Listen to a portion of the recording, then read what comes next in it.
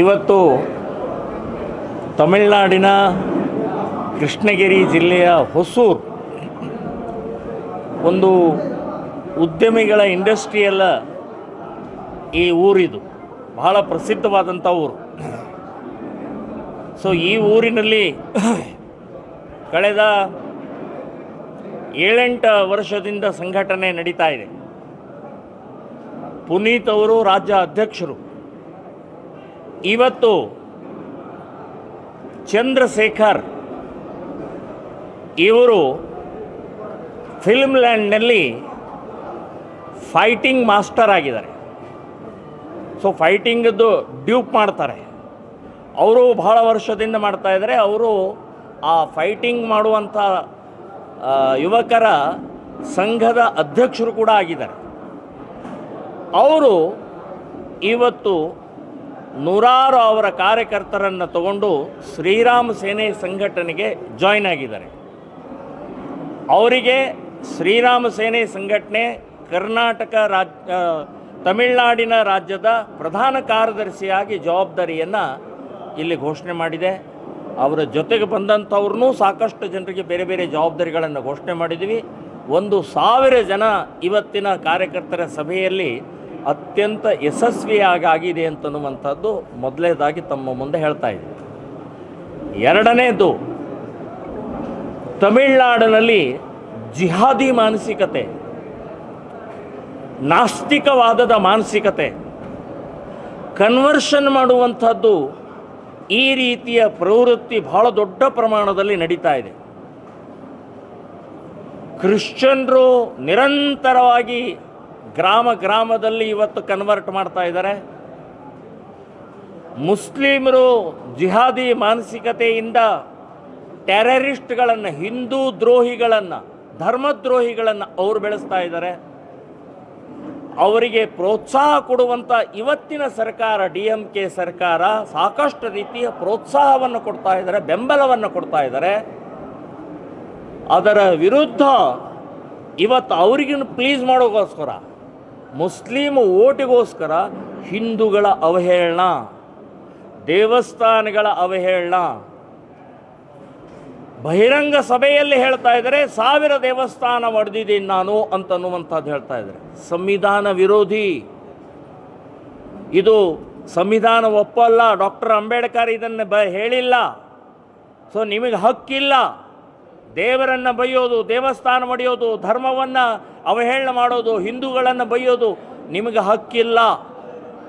So ಆ ಹಿನ್ನೆಲೆಯಲ್ಲಿ ಇವತ್ತಿನ ಶ್ರೀರಾಮ ಸೇನೆ ಸಂಘಟನೆಯ ಇಡೀ ರಾಜ್ಯಾದ್ಯಂತ ಧರ್ಮದ್ರೋಹಿಗಳನ್ನು, ದೇವಸ್ಥಾನ ಒಡೆಯುವಂಥವರ ಮಾನಸಿಕತೆಯನ್ನು ನಾವು ನಿಶ್ಚಿತವಾಗಿ ತಡಿತೀವಿ, ಸೋಲಿಸ್ತೀವಿ ಅಂತನ್ನುವಂಥದ್ದು ಹೇಳ್ತಾ ಇದ್ದೀವಿ.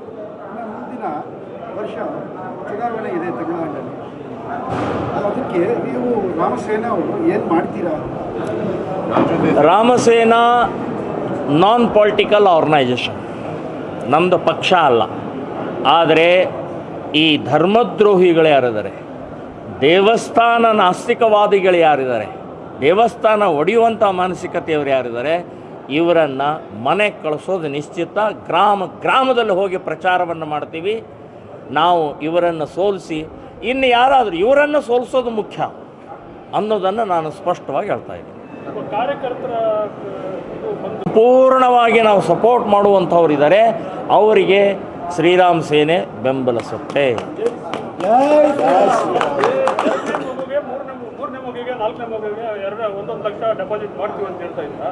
ಈಗ ನಿಮ್ಮ ಸಂಘಟನೆ ಬೇರೆ ರಾಷ್ಟ್ರಗಳಲ್ಲಿ ಈ ಥರ ಇಂಪ್ಲಿಮೆಂಟ್ ಮಾಡಿದ್ದೀರಾ? ಕರ್ನಾಟಕದಲ್ಲಿ ನಾವು ಇದನ್ನು ಮಾಡಿದ್ದೀವಿ. ಸೊ ಏನಾಗಿದೆ ಅಂತಂದರೆ, ನಮ್ಮ ಜನಸಂಖ್ಯೆ ದಿನೇ ಹಿಂದೂಗಳ ಜನಸಂಖ್ಯೆ ಕಡಿಮೆ ಆಗ್ತಾ ಇರೋದರಿಂದನೇ ಅನಾಹುತಗಳು ಜಾಸ್ತಿ ಆಗ್ತಾ ಇದ್ದಾವೆ. ಈ ಜಿಹಾದಿ ಮಾನಸಿಕತೆ ಜಾಸ್ತಿ ಆಗ್ತಾ ಇದೆ, ಜಿಹಾದಿಗಳ ಜನಸಂಖ್ಯೆ ಜಾಸ್ತಿ ಆಗ್ತಾ ಇದೆ. ಹಾಗಾಗಿ ನಾವು ಶ್ರೀರಾಮ ಸೇನೆ ಸಂಘಟನೆಯಿಂದ ಆಹ್ವಾನವನ್ನು ಕೊಟ್ಟಿದ್ದೀವಿ.